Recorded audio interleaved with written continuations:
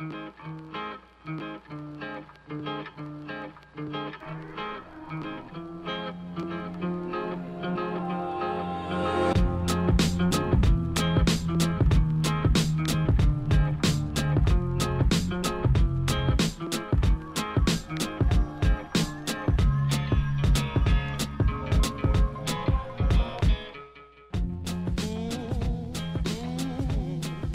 first became aware of Marian Bantjes in 2003.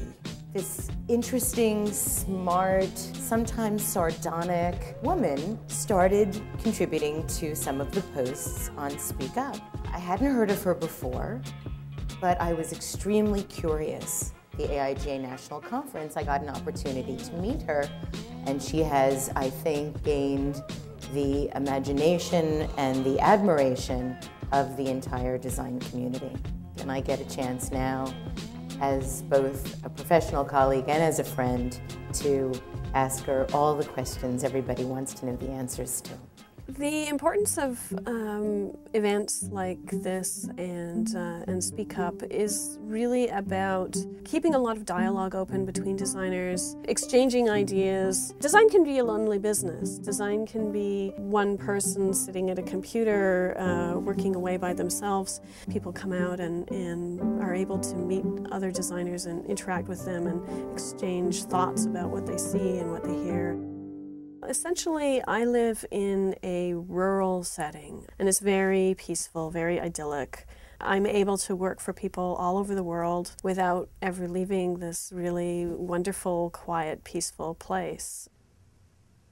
You did the poster for Design Matters Live. Mm-hmm. Thank you so much for that. How did you get the idea to do this crazy, backwards, forwards, translucent, metallic piece of art? I wanted the poster to be something that you had to experience live. People would get it in the mail and they would be able to see the layers and it would kind of evolve as it unfolds. It was like this experiential thing.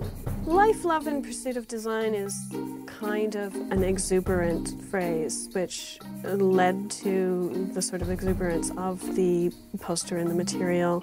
I actually had an epiphany when I made that poster, and that is, I actually am a designer. That's where I get my real pleasure, is figuring out how things are going to work. And the Design Matters Live poster is what gave me that realization. After I had been book typesetter for 10 years and then a designer for 9 years, I was burned out. I didn't feel that I was doing anything worthwhile. I basically said, I've had enough of this, I'm going to do something else. I mean, I walked away from a really good business, earning really good money. I was increasingly frustrated because I wanted to do different things, experimental things. My business partner, I remember her saying to me, Marian, this stuff is very nice, but nobody wants to buy it.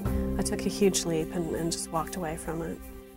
What I'm doing now is a combination of all of my skills and all of my interests. It's a very sort of personal expression that at the same time fills a commercial need. Generally speaking, I'm about complexity. I've done the simple, straightforward stuff and it doesn't interest me anymore. I'm actually more interested in making things as complex as anybody can take. When I did the graphics poster, I decided to work with essentially flora and fauna and small fauna, like insects. So I had this theme of plants and insects.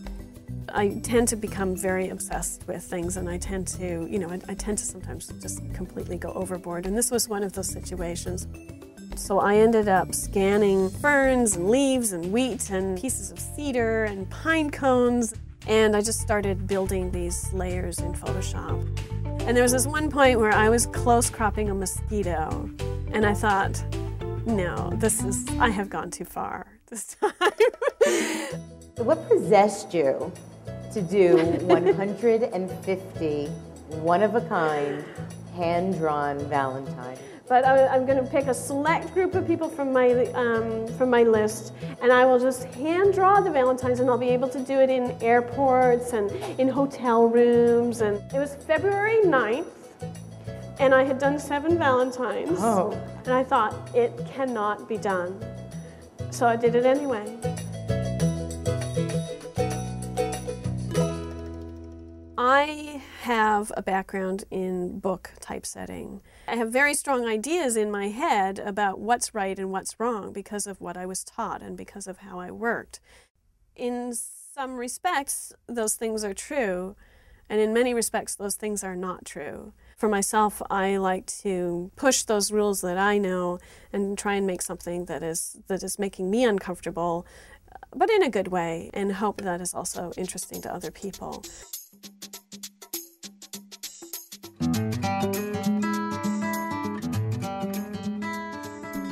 Now, you recently completed a very high-profile project in New York for Saks Fifth Avenue.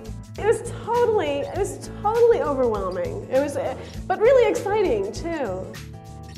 I did just a whole bunch of crazy, over-the-top type treatments for the main piece, Want It. I actually had to depict these things pictorially, like not just abstract typographically, but the typography is pictorially, it looks like an image of the thing. It's wild. The entire store is decked out in my graphics, and I've never seen anything like it. It's really, really amazing, really fun. One of the first things that you wrote on Speak Up as an author was your bio.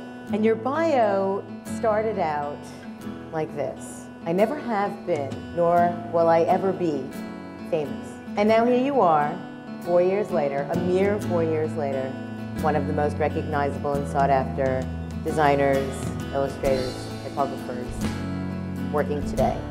I'm doing what I want to do. I enjoy my work. That's all I want to do is work.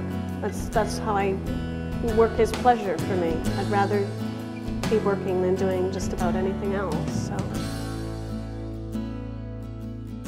Thank you, Marian. Thank you, you. Adobe. Thank you, San Francisco AIGA. Thank you, everybody. Good night.